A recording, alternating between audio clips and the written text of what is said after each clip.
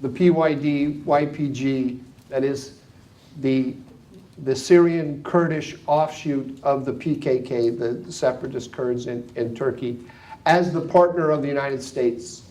And he did so, and he did so despite all of the pleas from Ankara not to do that. And I would go a step further. I think he did so with a significant amount of dishonesty as well. And we'll get into that later. I mean, I think that I strongly suspect, I don't have a smoking gun, I strongly suspect we made assurances to the Turks about this, which we haven't kept. That decision to arm the, I'm just going to, for the sake of discussion, I'm not going to even play games. We're going to call it the PKK. I'm not going to arm the PKK in Syria. That had enormous consequences. We have no choice but to stay in Syria. We have chosen a partner to build a new order in Syria that is not up to the job. The Kurds in Syria cannot be the single pillar of a new order in the area. So we have to work with other partners. If we don't work with other partners, then we end up alienating the Turks. I wish we weren't here. I wish we had worked with the Turks to build a new order in Syria rather than choosing the Syrian Kurds. But the choice has been made, and we can't turn back the clock.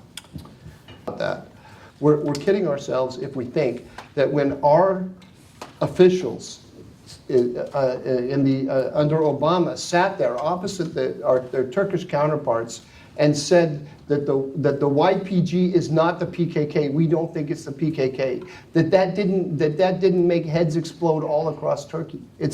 This issue is totally different from any other issue in the any other contentious issue between the United States and Turkey.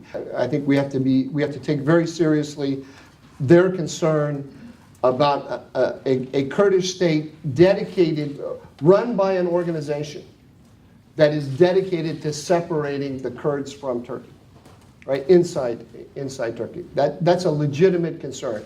We have to take that into consideration, but we also have to say to the Turks, the alliance that we have in Syria is with the PKK. So we throw out the word Kurd as a shorthand, but the PKK is a Stalinist cult, and it has expanded and strengthened itself enormously under our power umbrella. And that is what should worry us. It's not that we've aligned ourselves with Kurds. That's not the problem. The problem is that we've aligned ourselves with the PKK, and that is the thing that bothers Ankara more than anything else. And as I've suggested, rightly so. In why we cannot take into consideration the interests of the most powerful and stable state in that region when we're building order? And the answer is no. The Turks are not going to allow a PKK statelet to be built in Syria. They are not going to allow it. They've said it to us time and time again.